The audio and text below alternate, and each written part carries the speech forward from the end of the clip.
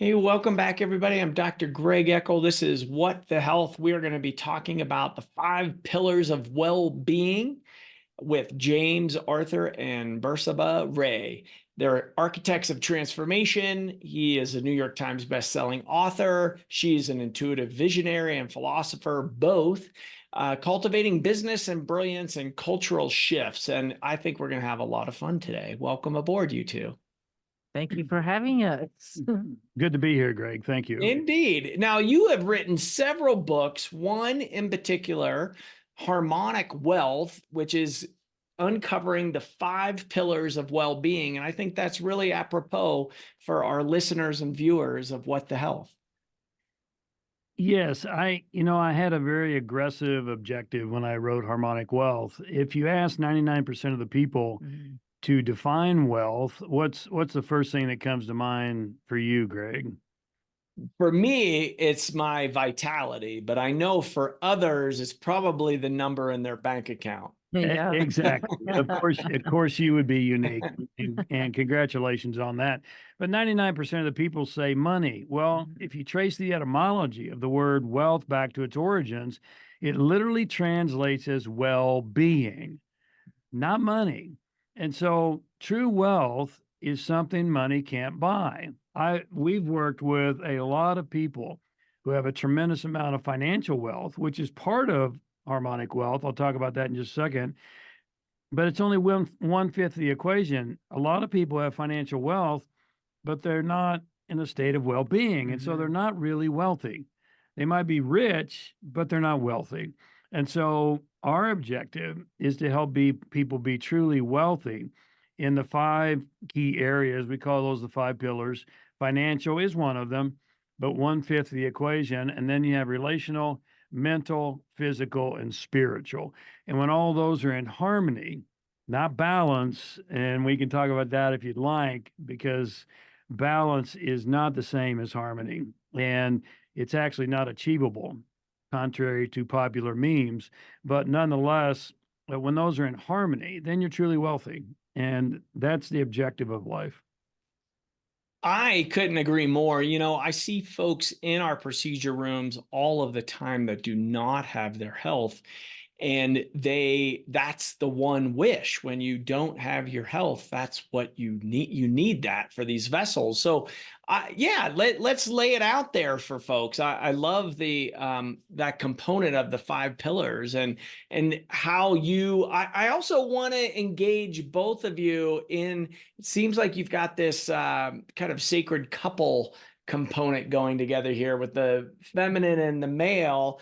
And I want to explore that a bit on our show too, because I really feel like the sacred relationship is coming back into balance, or maybe harmonics, and maybe we can weave that into our discussion here too.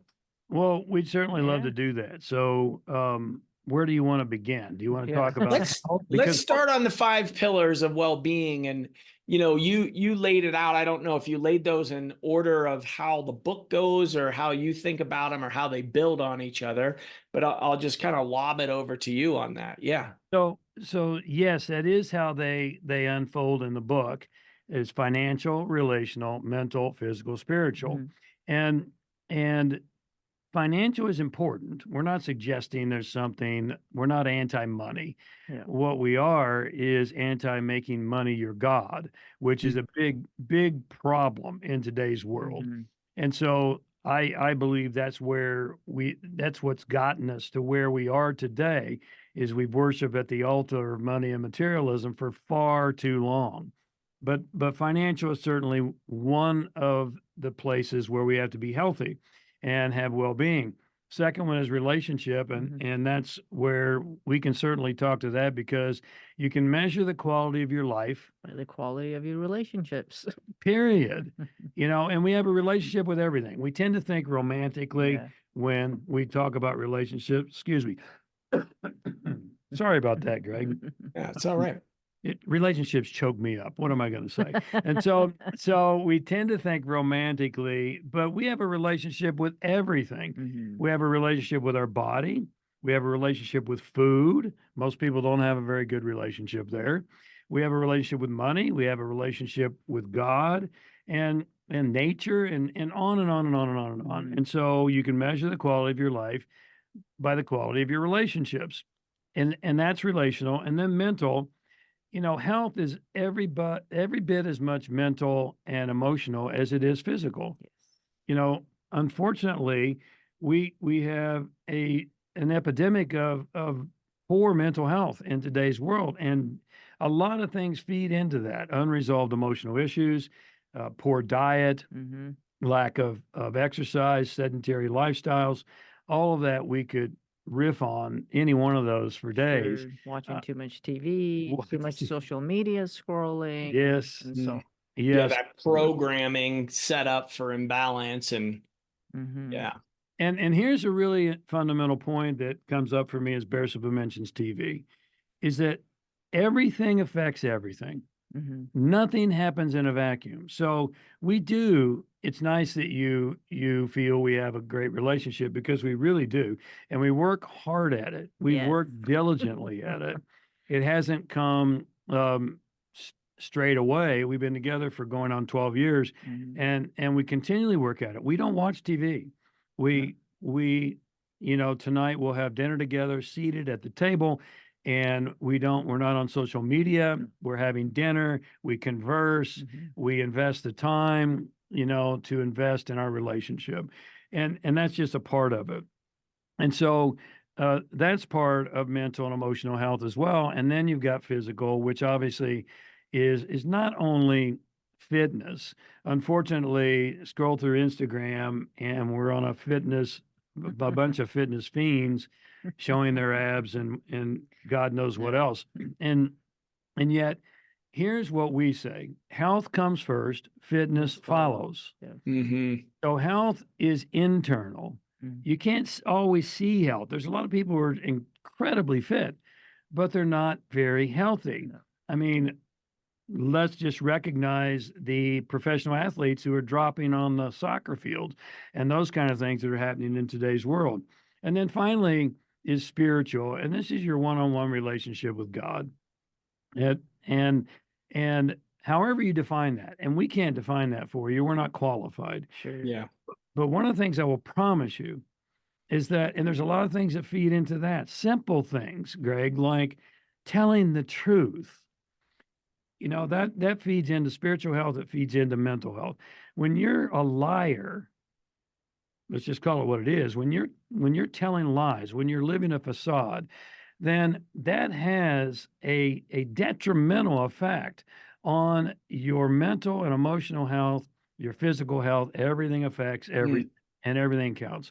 And so that relationship with God, you have to define that. Your clergy can't, your rabbi can't, I can't, because no one's qualified. It's very personal. But when all five of those are in harmony, then you're truly wealthy. Then you have Mhm. a state of harmony and well-being across the full spectrum of life, not just one aspect. Do you want to add anything in there? For on the spiritual pillar, I would say, well, you have to, for that, you said you don't lie, and I would say being a moral person is a big one too. Being believe it or not, a scheduled, productive person is very spiritual. Mm. Yes, it And that's is. not popular, but that is just how it is. Unfortunately, it has been misunderstood that we're here to ascend. We're actually here to descend. We're here to bring that spirit here into form. So if we don't use it, there's no purpose for us to be here.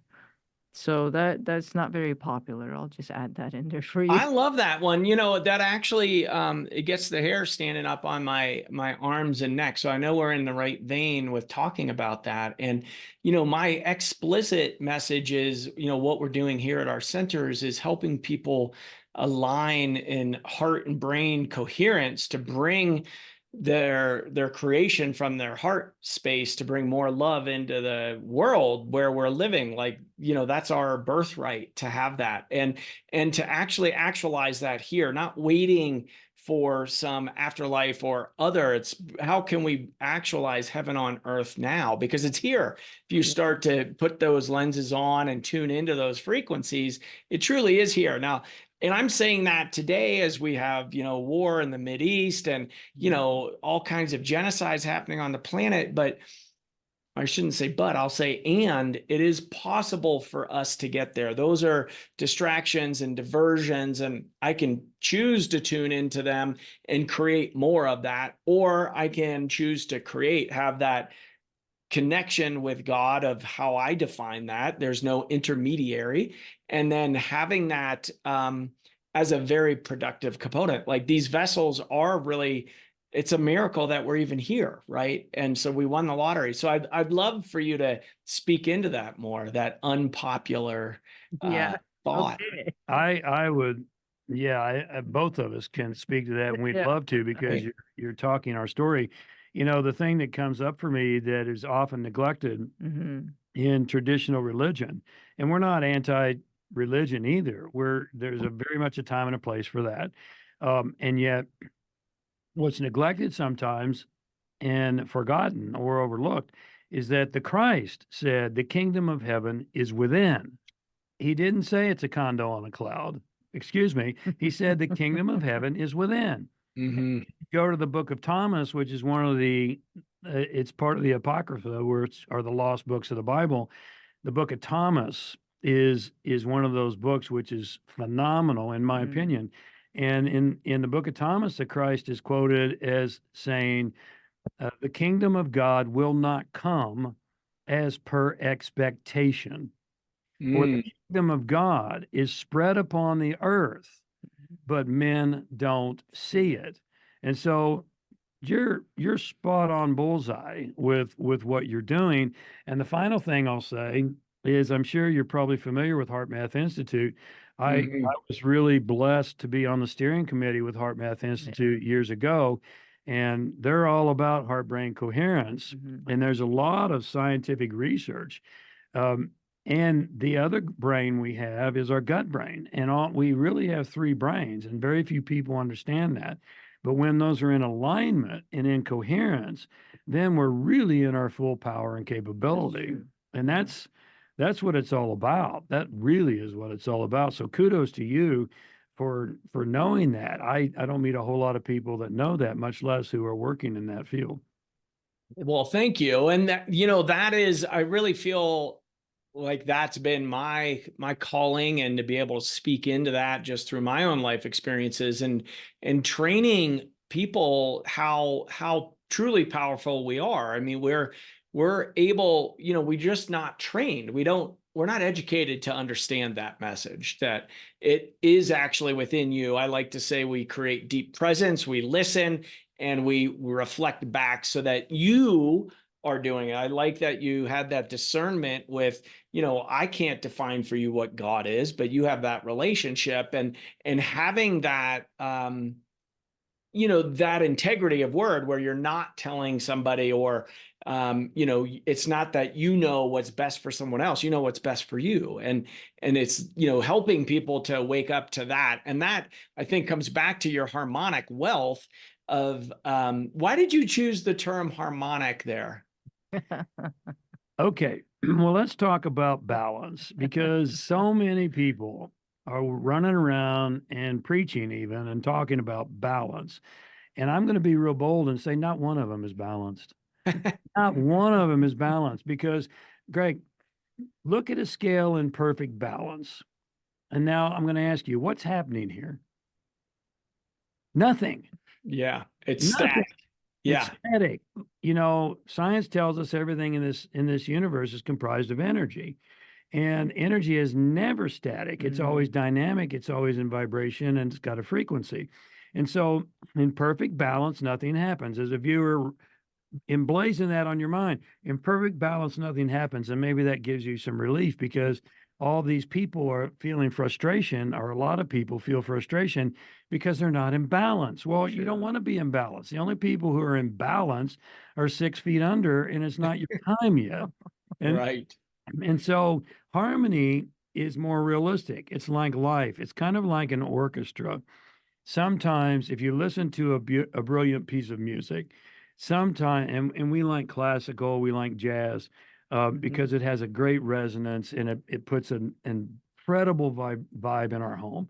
And so when you listen to a good piece of music, an orchestra, sometimes they're leading with a string, sometimes it's the brass, sometimes it's the guitar, sometimes it's the drums, but they all come together to form this magical tapestry that we call the music. And so that's what, like life, financial, relational, mental, physical, spiritual. To be in harmony is dynamic. It doesn't mean that just because you go and work for 10 hours in your job that you have to spend 10 hours in the gym to be healthy. Yeah, thank God. Thank God, Thank heavens. Yes, you indeed. don't, it's not one for one. And yet that's what balance is. And so many people, find themselves feeling these feelings of being less than or being incomplete or frustration because they're not in balance. Well, let that go. Let me just encourage you to let it go, because sometimes you're going to be investing more time in your financial well-being. Now, where you run into problems, and I'll just use that as an example, but it could be any of the five.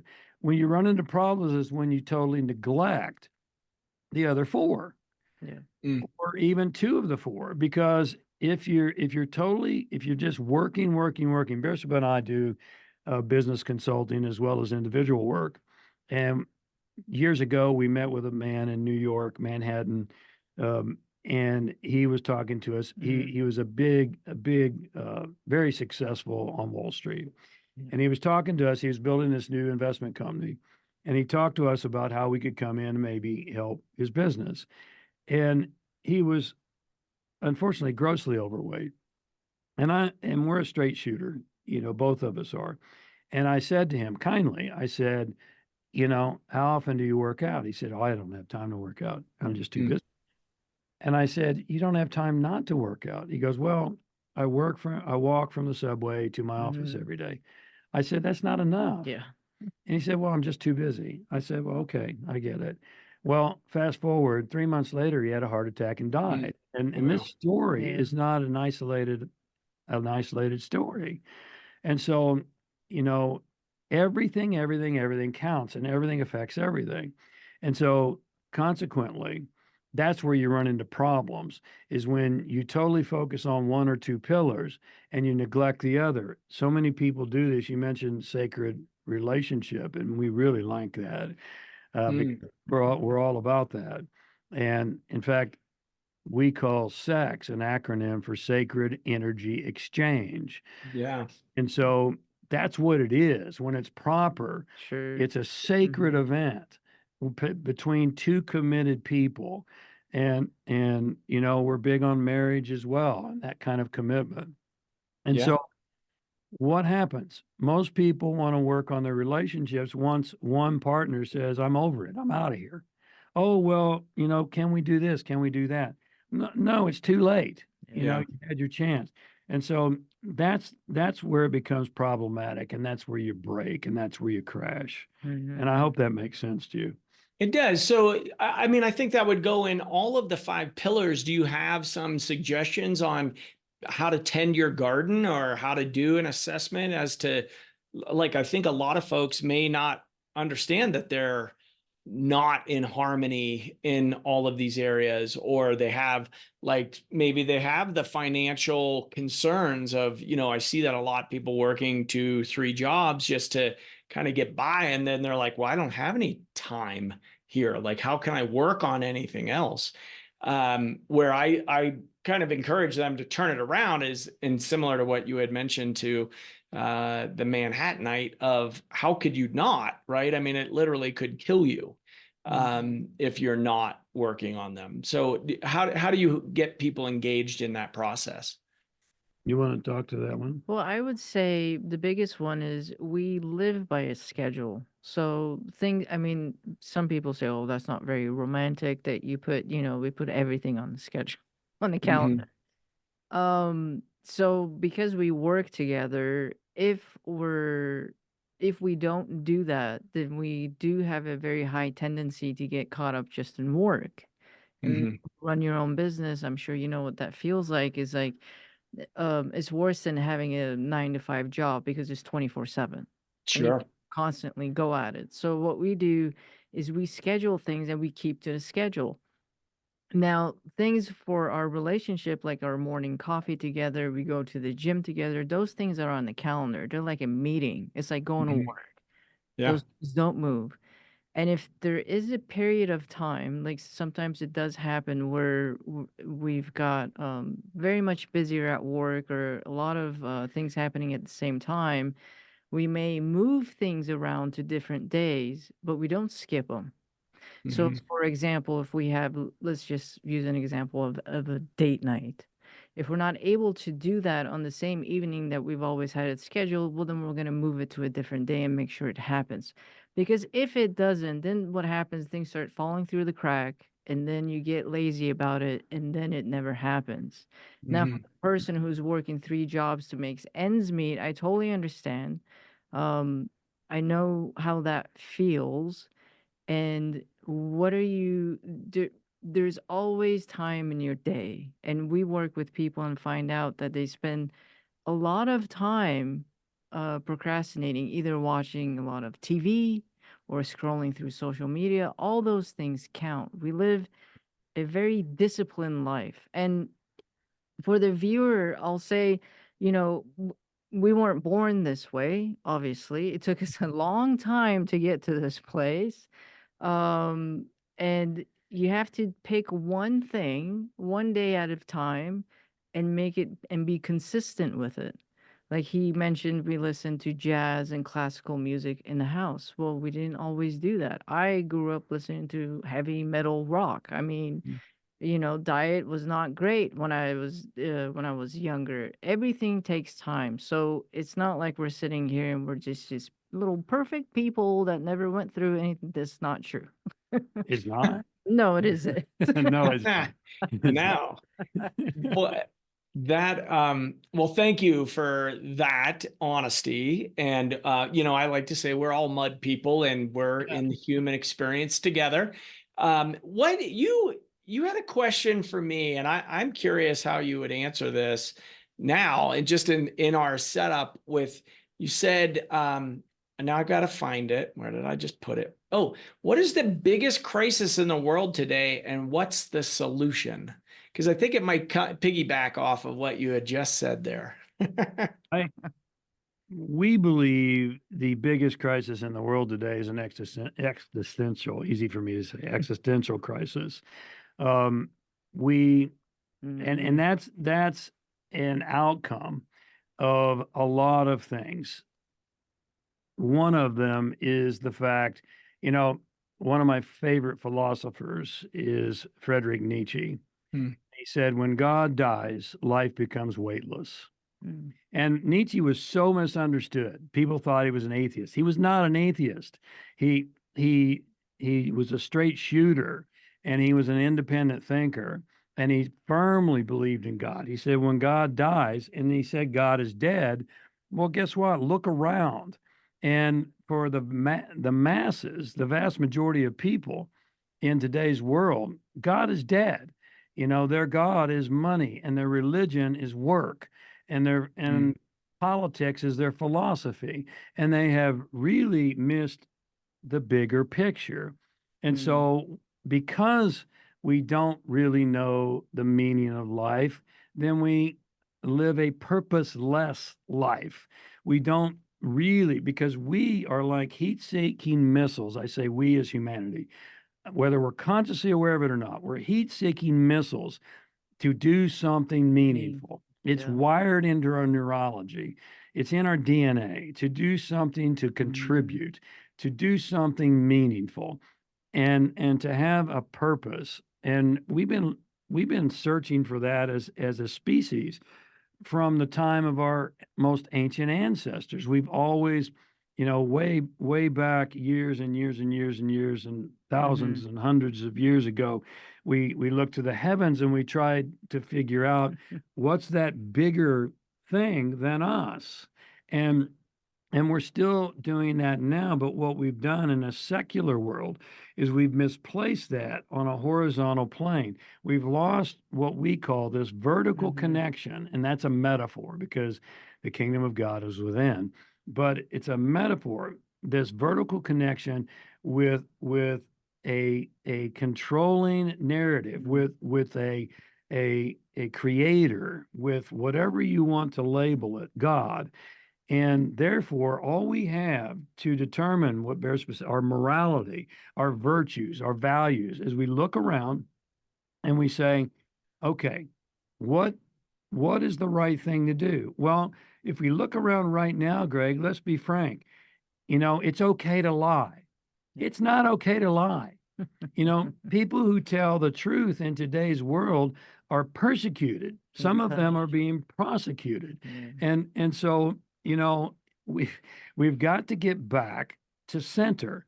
We got to get back to center. And our center in the ancient teachings, they say the heart is the throne of God. And when we get back to the heart, then we start, and we are coherent to do a callback. Then we start to live and feel and behave differently, and we find the meaning of life. And we have to ask ourselves, am I going to be a slave for the rest of my days to my mortgage and my car payment and my bank account and to 3 jobs and all of that? Or could I adjust my lifestyle? And I know there's a lot of variations, and Sure. I'm certainly sensitive to that. But could I adjust my lifestyle and realize there's a lot more important things than just how much I have in the bank and how many what kind of car I have, or those type of things. Long answer to your question, but No, that was beautiful. A component of what I've been asking uh, lately is, what is a life well lived? What does that mean to me, to my patients, to community? And I don't think we're asking that enough, because we really are on one planet, one population, at home here, and looking at fostering in a different vibration, different harmonic uh, state of being here, where this great experiment of humanity on a planet is sometimes it feels like we're sitting on a house of cards. Like, this thing could just fall apart at any moment. And I think that is also somewhat the messages, to put people into a fear state and not be able to access their full frontal cortex and their possibilities and their greatness. So that's why I wanted to have you two on for a conversation around this, because you bring such a great perspective and very grounded in a reality of this plane of, this is what you got to do. Yeah. yeah, I promise you, and if it's just an obvious, let me just promise the viewer, Bersabeh and I are not tree huggers. We're not cloud surfers. We're really not. I mean, I built a $10 million Inc. 500 company. Sure. I supposedly, and I'll tell you why I use that word, was worth north of $20 million in 2009. House in Beverly Hills. All the things, all the accoutrements that everyone thinks, oh my God, that's a meaningful, fulfilled life. Yeah. That's how they would answer your question. And it was gone in a matter of months, just gone. And what I learned from that, I stepped back in a lot of pain, and I recognized the only things of true and lasting value are those which cannot ever be lost or taken away. Yep. If they can be lost or taken away, which, by the way, is everything in this material world, you're not leaving this world with it, and you know that. And so the only thing of true and lasting value are those things which are eternal, those things you become, and so consequently, that's a life well lived. If to know why you're here and to know what the gifts are that God has given you. Or what you're capable of. Yeah. Yes. Yeah. Being in fear state puts you in a weak state. Lying puts you in a weak state.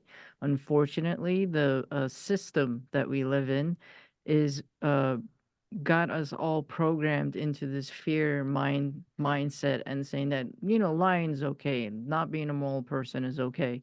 Mm, All the things that are supposed to bring you back to your center in your power, they're they're stripping away from you. You have to be able to take yourself out of that, to unprogram yourself or reprogram yourself to what reality really is. And I will say, for the viewer, for the listener, um when you get to that place where you're operating from your center, life is such a different and beautiful experience, that if everyone was able to see that or get some kind of a glimpse or feeling of it, they would jump on it. mm, That I can promise.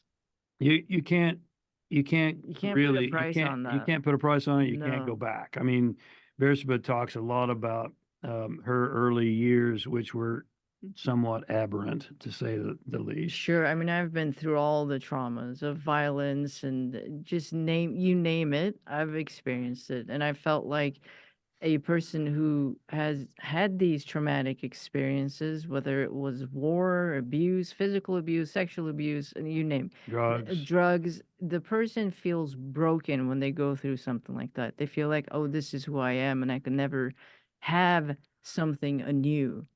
Well, I've gone through it and we've worked at it, done the work to do the cleanup work, and I promise you, and I never thought it was possible, that you can completely be born anew. mm, And that's what we're capable of. And to be able to be in a place where you feel completely content without any outside stimulants or anything external, that by itself is heaven. Imagine you could sit in your living room and you need absolutely nothing, but inside you're completely content. Yeah. And That's where it's at. you did. That's where you want to be. That's really what it's all about. I used to, back when I was on the peak of my career and I speak to live audiences, and a minimum of 2,000 and sometimes up to 17,000 was my largest Mhm. crowd. I would often ask the question, if you could have all the money in the world or be eternally peaceful, no matter what came Mm, at you from life, which would you choose? mm, And invariably, the audience, how many of you would choose money? People would raise their hand. How many of you choose peace? The majority would raise their hand on peace. And here's, I've got news for you. mm, When you're in harmony, we could call that peace. When you're in harmony and in peace, then you're way more productive. oh yeah. You're way more intuitive. You're Mhm. way more driven. You're thinking clearly. You have a word you mentioned that I love, discernment. When you're chaotic and you're fragmented inside, Mhm. then you're not resourceful, and you don't mm. perform and you don't live at your best. So she's right. That's where it's at. If you can. I love it. I love it. And that eternal peace they, creators were not messing around with that concept of eternity, and that aspect of maybe that is the true work here of coming into that center, into the heart center, and really it's much more potent coming from there, Mhm. and it's a lot more joyful as well. So, I have a lot of folks listening, viewing that have some chronic health, conditions, a lot with neurodegeneration, Parkinson's, traumatic brain injuries, and sometimes you can feel betrayed by the body. But coming back into number one, you still have the body, you're still here, and you can really gain access to of maybe that is a sign or a symptom to say we're not listening enough to the heart. How do we get back there to really dig deep there? Because that's really where it is. It's not out here. It's not looking for those solutions. It's really in the answer lies within, as the Camp Stevens song goes, and a lot of these great sages, etc., and your message. So I just really want to thank you both. I want to, I'm excited to support this work, and we are all in it together. If you have any last parting words for our listeners and viewers. The kingdom of heaven is within. I'll quote the Christ if I can be so bold. It really is, and we appreciate the work you're doing. Yes. It's much needed, and we'd love to be able to give a gift to your viewers if that's okay with you. That totally is. You want to give them the link for the Sure. Harmonic Wealth? Give you. Well, and we'll post it too at the show notes, but you're definitely, Perfect. you can mention it here as well. Sure. You just go to harmonicwealthglobal.com/book. Perfect. Yeah, and you get Easy. a free e-copy of my New York Times bestseller, Yes. which talks about the 5 pillars, which hopefully you'll benefit from that and be able to start living that. Mm-hmm. Perfect. Well, thank you both. I love that for our listeners and viewers. If you all like today's show, go out, give us a 5-star review. Tell me, what is the action item? What are you going to get into action? What is it? What are you going to put into your life to make that difference? Because this is where the change starts, right here. We're honored to serve you all, and we will see you soon. Thank you. God bless.